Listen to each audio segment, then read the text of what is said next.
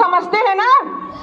ए बच्चे इधर ध्यान से देखिए, कौन लड़कियां वहां बात कर रही हैं?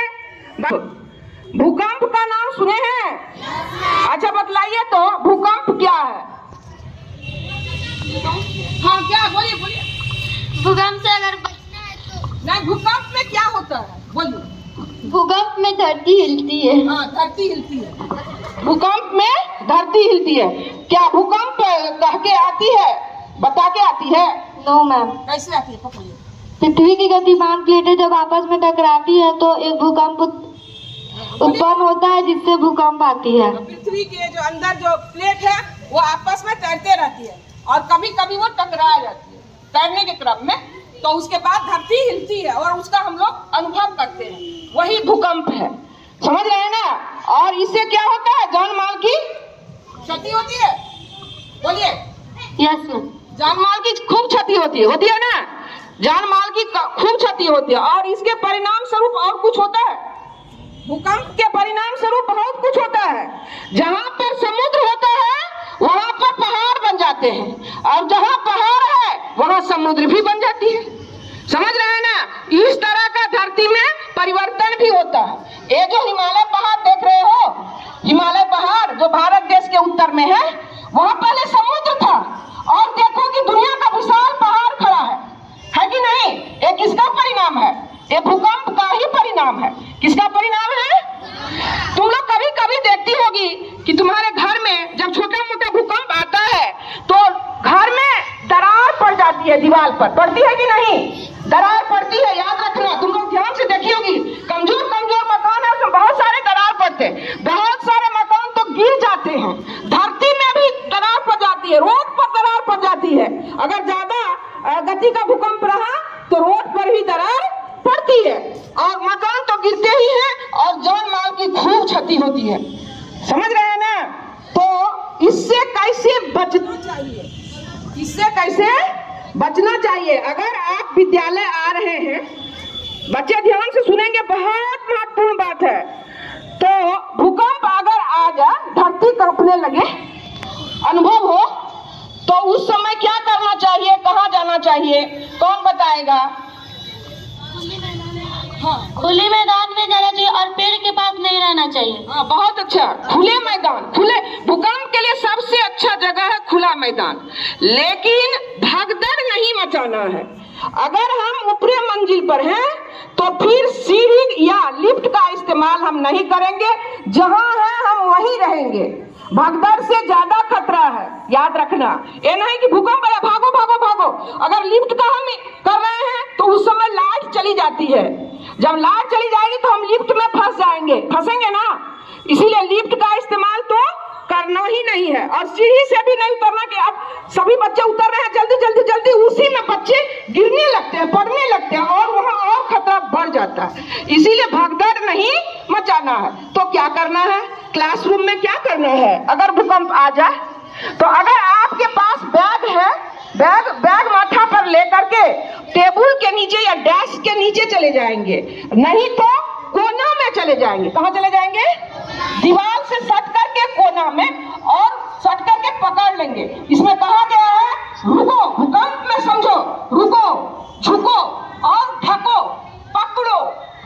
रुको, झुको और ढको और पकड़ो। अगर बगल में कुछ है उसको पकड़ भी लो। ये सबसे पहला याद रखना।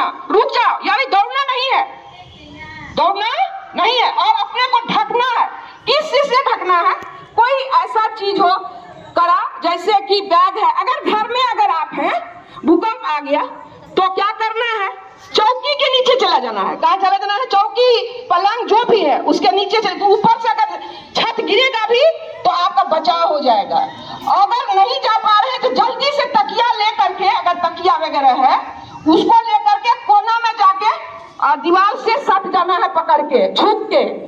समझ रहे हैं ना? उस तरह से हम अपने को बचा सकते हैं।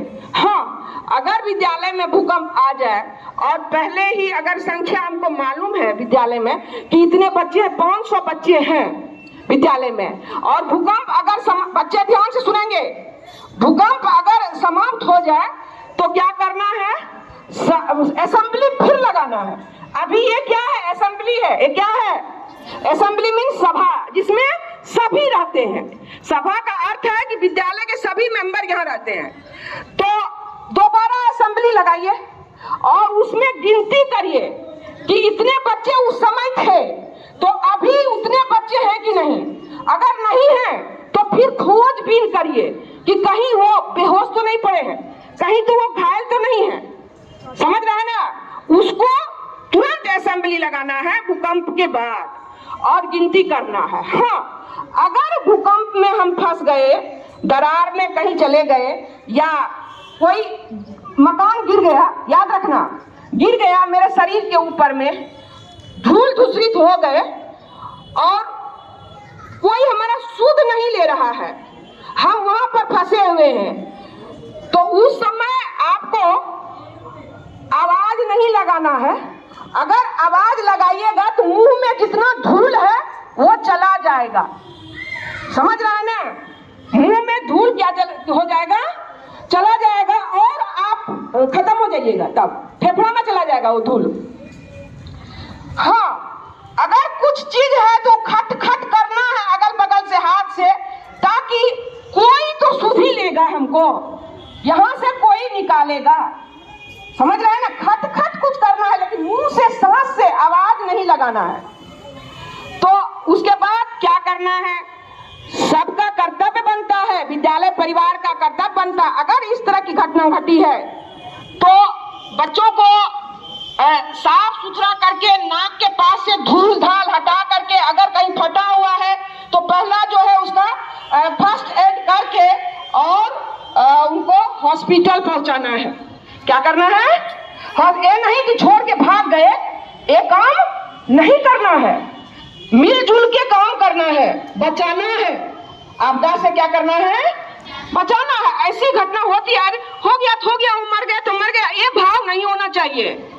उसको फिर बचाना है, उनके गार्जियन को सौंपना है, अभिभावक को सौंपना है। तो ये हमारा कर्तव्य बनता है। तो ऐसा हम करेंगे ना? करेंगे कि नहीं? बोलिए।